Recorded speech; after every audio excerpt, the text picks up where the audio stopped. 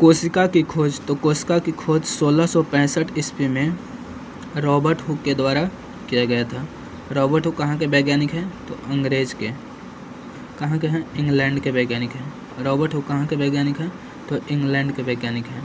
Microscope की सहायता से 1665 ईस्वी में रॉबर्ट हुक नामक वैज्ञानिक ने, जो इंग्लैंड के थे, उन्होंने ही कोशिका को सर्वप्रथम पहली बार देखा था। इन्होंने एक माइक्रोस्कोप बनाया। इन्होंने माइक्रोस्कोप, यानी कि माइक्रोस्कोप का मतलब होता है सूक्ष्मदर्शी, एक यंत्र है, वह बना करके कोशिका को देखा था। फिर रॉबर्ट हुक ने अपने बनाए सूक्ष्मदर्शी की सहायता से कोशिका को देखा और बताया कि कोशिका मधुमक्खी के छत्ते जैसी रचना है। फिर लेवेनहॉक एक वैज्ञानिक हैं जो डच के हैं। कहाँ के हैं? किस देश के? तो डच के। इन्होंने लेवेनहॉक वैज्ञानिक ने जीवित कोशिका को देखा था, और जबकि रॉबर्ट हुक जो थे ये मृत कोशिका को देखे थे।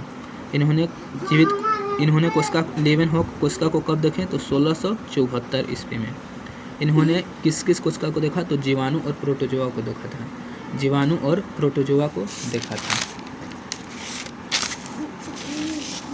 केंद्रक, तो केंद्रक का खोज 1831 ईस्वी में रॉबर्ट ब्राउन द्वारा किया गया है। केंद्रक क्या है? तो कहता है कि सभी कोशिकाओं के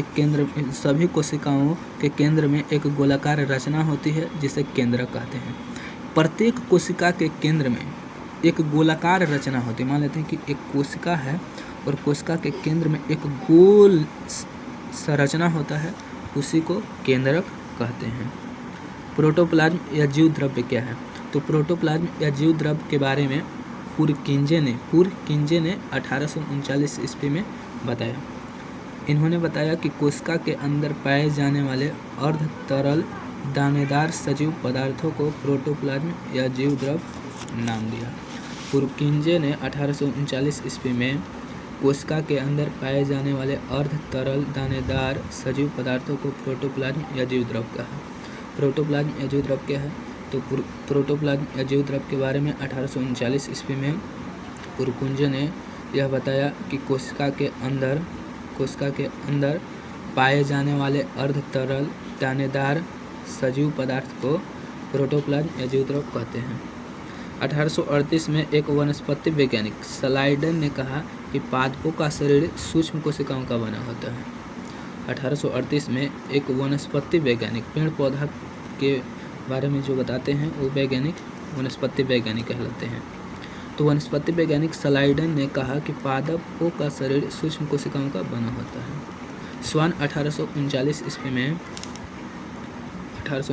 में जो स्वान एक प्रसिद्ध वैज्ञानिक थे, तो 1839 ईस्वी में प्रसिद्ध वैज्ञानिक स्वान ने बताया कि जंतु का शरीर सूक्ष्म कोशिकाओं का बना होता है।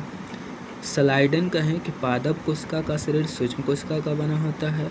स्वान ने बताया कि जंतु का शरीर सूक्ष्म कोशिका का बना होता है। इन्होंने बताया, स्लाइडन ने बताया 1838 में और स्वान बताएं 1839 में। ये दोनों वैज्ञानिक थे जर्मनी के,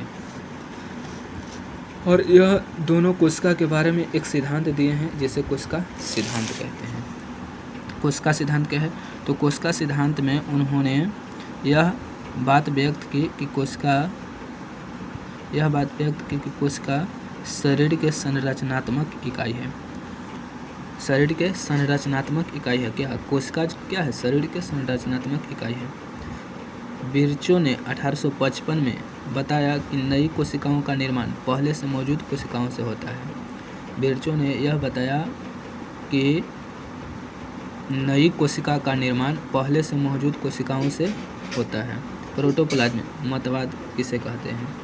तो मैक्स सुलज ने 1861 ईस्वी में बताया कि कोशिका प्रोटोप्लाज्म का एक पिंड है। प्रोटोप्लाज्म मतवाद किसे कहते हैं?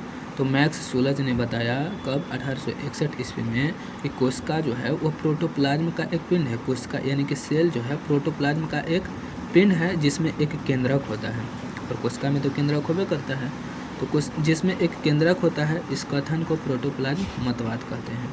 इलेक्ट्रॉन माइक्रोस्कोप का आविष्कार किसने किया? तो 1931 ईस्वी में इलेक्ट्रॉन माइक्रोस्कोप का आविष्कार हुआ। एम नॉल एवं ए रस्का ने किया था। 2 वैज्ञानिक मिलकर इलेक्ट्रॉन माइक्रोस्कोप का आविष्कार किए थे, एम नॉल एवं ए रस्का।